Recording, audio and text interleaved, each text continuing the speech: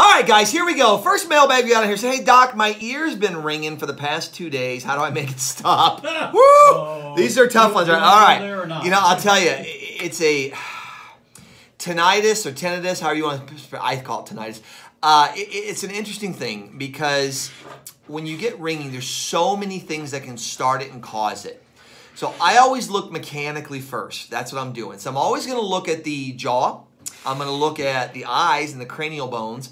And then I'm going to look at the ears themselves. Now, I've got this little technique that I like to do where you actually can manipulate the eardrum a little bit. You pump it, and it works great. So I call it catching a magical sting. So we're going to catch this sting. A sting is a little mythical bug that heals you. So you look around the room, and you're going to look for him, and that's a baby sting. You got to catch a big boy, right? You want to get that big, meaty thing. You catch it, and it should sting. Then you warm him up. And you get him going, and you warm him up. You rub those little mittens together, and you warm him, and you warm him, and you warm him. And when you get that sting all nice and warm, you're going to place it on the ear.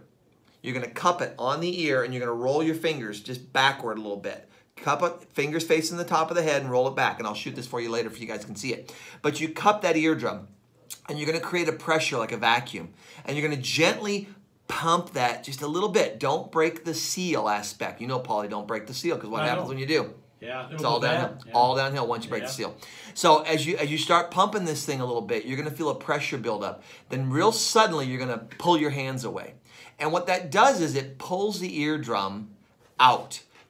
So imagine this like this. If you got a dent in your car door, sometimes they'll take the panel off the inside and they'll tap it from the inside out, right? That's when you hold your nose and you blow into it like when you're on an airplane and your ears will pop.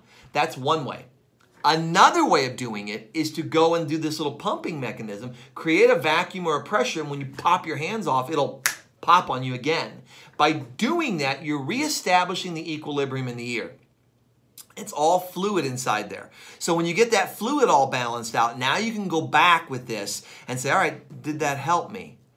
And a lot of times it will. There's also a thing called strumming that I can teach you later on, where you strum the actual skull itself, and you create a ripple or a vibration through there, and it's loud. It's going boom, boom, boom. And that thumping sound, you have to pick up through the vibration going through the ear. There's a lot of theories now that tinnitus and things of that nature are in the brain more than the ear.